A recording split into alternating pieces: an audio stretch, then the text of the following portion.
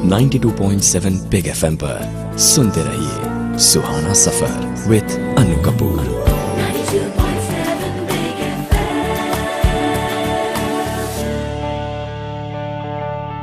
एक समय film industry में ऐसा था जब डुएट की बात होती थी, जब डुएट की कोई कल्पना होती थी कि डुएट है, कंपोजिशन होती थी, तो पहली चॉइस होती थी मोहम्मद रफी एंड लता मंगेशकर। बिल्कुल सही है, एक्सेप्ट ओपी नैयर जिन्होंने लता मंगेशकर से कभी नहीं गवाया।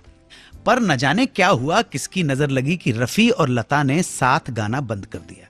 हुआ ये कि लता मंगेशकर गाने की रॉयल्टी को लेकर सिंगर्स की एक यूनियन बनाना चाहती थी, जिससे संगीतकारों की तरह सिंगर्स को भी रॉयल्टी मिल सके। जब इस मुद्दे के ऊपर रफी साहब से उनकी बात हुई तो रफी साहब ने अपना लॉजिक दिया कि हम जो गाना गाते हैं उसका पेमेंट हमें मिल जाता है, तो जो पेमेंट हमें मिल गया उस गाने की रॉयल्टी की बात समझ में नहीं आती। ये एक बड़ा आइडियलिस्टिक एटीट्यूड था रफी साहब का। इसमें मैं ये नहीं बोलूंगा कि रफी साहब बिल्कुल उन्हें गलत किया या जो लता मंगेशकर रॉयल्टी की डिमांड कर रही थी वो गलत कर रही थी, मैं ऐसा नहीं बोलूंगा। रफी साहब का लॉजिक ये था कि हमारा पेमेंट मिल गया है, हमको अब रॉयल्टी से क्या मतलब है। लेकिन लता मंगेशकर चाहती थी कि म्यूजिक डायरेक्टर्स को जो रॉयल्टी मिलती है वो रॉयल्टी हमको भी मिले।